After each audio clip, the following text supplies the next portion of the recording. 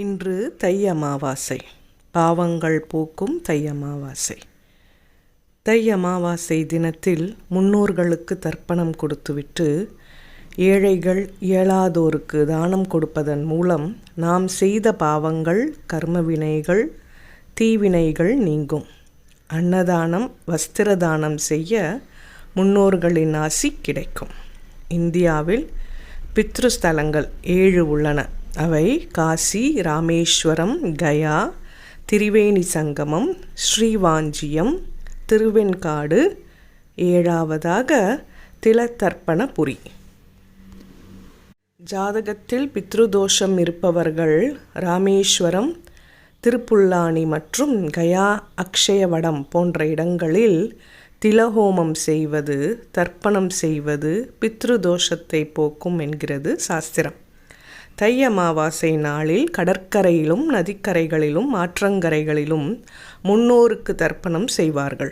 புனித தலங்களுக்கு செல்ல முடியாவிட்டாலும் வீட்டிலிருந்தும் வழிபட்டு தர்ப்பணம் செய்யலாம்.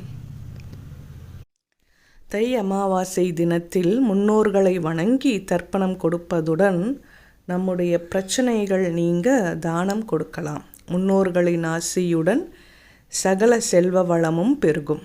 அமாவாசை நாளில் நமது முன்னோர்களை நினைத்து அன்னதானம் செய்யலாம். இதன் மூலம் நமது கடன் பிரச்சனை நீங்கும், வறுமை நிலை மாறும். முன்னோர்களுக்கு தவறாமல் அமாவாசை தர்ப்பணம் திதி கொடுப்பது குடும்பத்தில் தடைப்பட்ட சுப காரியங்கள் நடக்கும். அமாவாசை தினத்தன்று ஏழைகளுக்கும் இயலாதவர்களுக்கும் ஆடை தானமாக கொடுத்தால் ஆரோக்கியம் அதிகரிக்கும், நோய் பிரச்சனை நீங்கும், ஆயுள் அதிகரிக்கும். குழந்தை பாக்கியம் ஏற்படுவதில் தடை இருப்பவர்கள் அமாவாசை தினத்தில் தேன் வாங்கி தானம் கொடுக்கலாம். இதன் மூலம் புத்திர பாக்கியம் உண்டாகும். காரிய தடை உள்ளவர்கள் காரிய வெற்றிக்கு தேங்காய் தானமாக கொடுக்கலாம். மனக்குழப்பங்கள் நீங்க பழங்களை தானமாக வழங்கலாம். தோஷங்கள் நீங்கும், துன்பங்கள் துயரங்கள் நீங்க வெள்ளி தானமாக கொடுக்கலாம். நெய் தானம் கொடுக்க தீராத நோய்கள் தீரும்.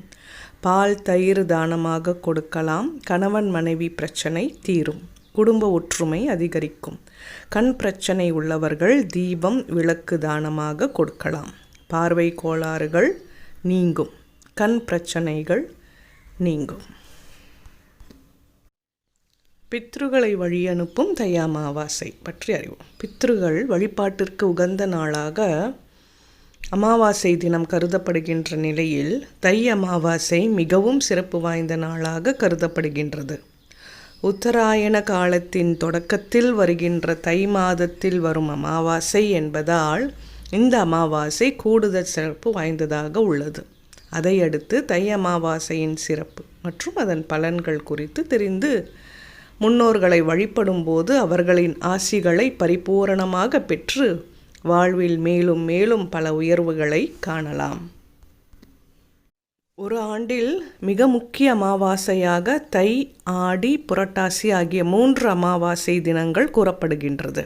இதில் உத்தராயண காலம் ஆரம்ப மாதமாக தை மாதம் வருவதால் தை அமாவாசையும், தக்ஷிணாயன கால ஆரம்ப மாதமாக ஆடி மாதம் வருவதால் ஆடி மாதத்தில் வரும் அமாவாசையும், மகாலய பட்சத்தில் வருவதால் புரட்டாசி அமாவாசையும் சிறப்பு வாய்ந்தவைகளாக உள்ளன. மேலும் இந்த நாட்களில் கடல்களிலும் ஈர்ப்பு விசை அதிகரித்து இயற்கையின் செயல்பாட்டில் மாற்றம் ஏற்படுவதை கவனிக்கலாம். அதனால்தான் இத்தகைய நாட்களில் செய்யப்படும் தர்ப்பணம், திதி, பிதுர் வழிபாட்டிற்கு புண்ணியம் அதிகம் என்று சாஸ்திரங்கள் கூறுகின்றன. மேலும் மகர ராசியில் சூரியன் சஞ்சரிக்கின்ற காலமே தை மாதம் எனப்படுகிறது. பிதுர்காரகனான சூரியன் சனியின் வீடான மகரத்தில் சஞ்சரிப்பதால் தை அமாவாசை கூடுதல் சிறப்பு வாய்ந்ததாக உள்ளது. பித்ருக்கள் ஆண்டுதோறும் தட்சிணாயன காலத்தில் தொடக்கமாக வருகின்ற ஆடி அமாவாசை அன்று பித்ருக்களின் லோகத்தில் இருந்து தமது பிள்ளைகள், உறவினர்கள், நண்பர்கள் யாராவது பூலோகத்தில் தர்ப்பணம் செய்வார்களா என்பதை பார்ப்பதற்காக புறப்பட்டு வருகின்றனர்.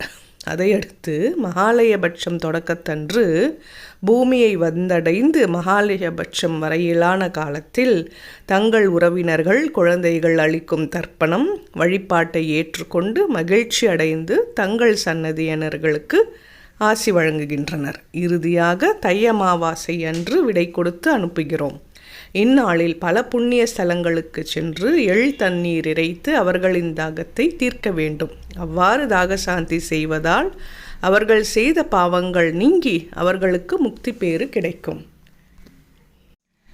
தர்ப்பணம் செய்த பின் வீட்டுக்கு வந்து மறைந்த முன்னோர்களின் படத்தை சுத்தம் செய்து துளசி மாலை சாற்றி அவர்கள் பயன்படுத்திய பொருட்களை வைத்து விளக்கேற்ற வேண்டும். அவர்களுக்கு பிடித்தமான படையல் போட்டு வழிபட மன திருப்தி அடைந்து நல்லாசி வழங்குவார்கள். வழிபாடு செய்த படையல்களை காகத்திற்கு வைப்பதன் மூலமாக அவர்களுக்கு நேரிடையாக அந்த உணவு சென்றடைகிறது. அதேபோல் அருகம்புல், கோதுமை தவிடு, அகத்திக்கீரை போன்றவற்றை பசுவிற்கு தானமாக வழங்குவதும் சிறப்பாகும். அதனால் நமக்கு முன் இருந்த 3 தலைமுறையினர் நம்மை வாழ்த்துவர் என்று கருட புராணம் கூறுகின்றது. அமாவாசை அன்று காலையில் குளித்ததும் தலைக்கு எண்ணெய் தேய்க்கக்கூடாது. வீட்டு வாசலில் அன்று பெண்கள் கோலமிடக்கூடாது.